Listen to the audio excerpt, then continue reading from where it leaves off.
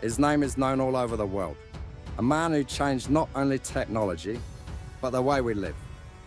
He taught us that a computer can be beautiful, that a phone can become our friend, and that music can live in our pocket. This is the story of a man who saw the future when others laughed at his ideas. This is the story of Steve Jobs. Steve was born in San Francisco in 1955. His biological parents were young students who couldn't keep him. The baby was adopted by the Jobs family. From a young age, Steve stood out. He was curious about everything, stubborn and restless. At school, he often got in trouble.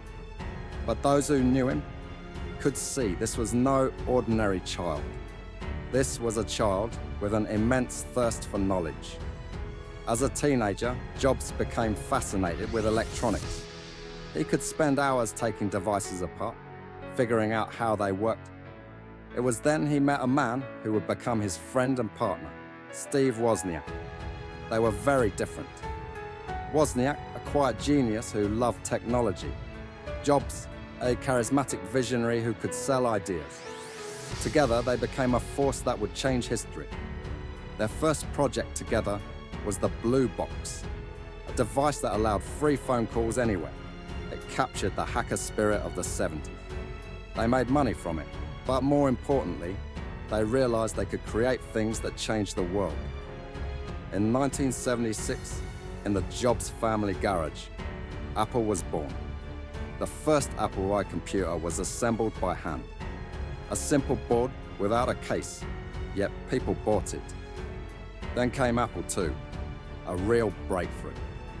It brought millions and turned two young men into true entrepreneurs.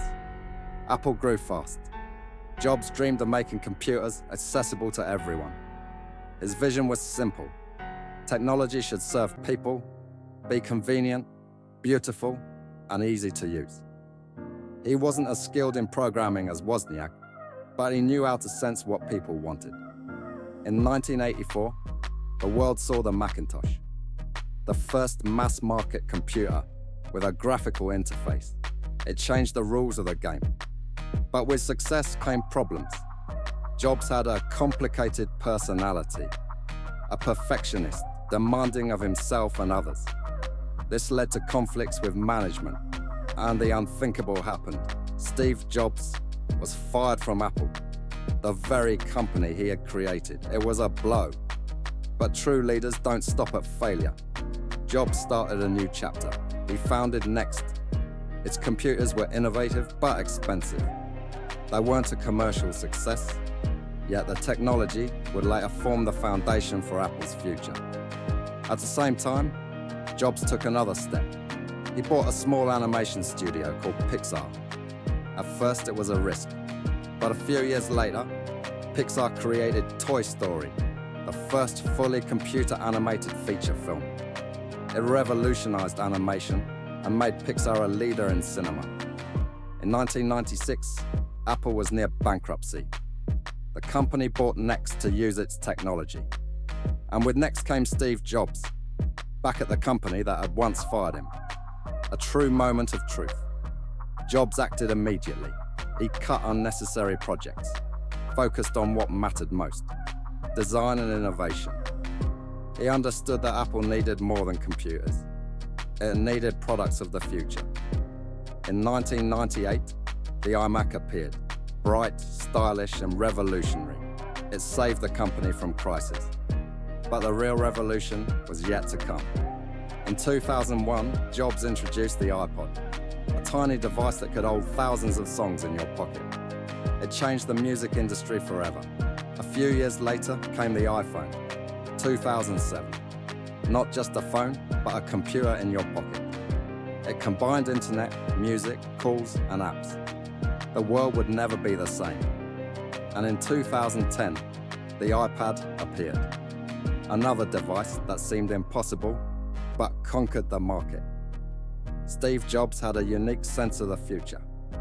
He didn't ask people what they wanted.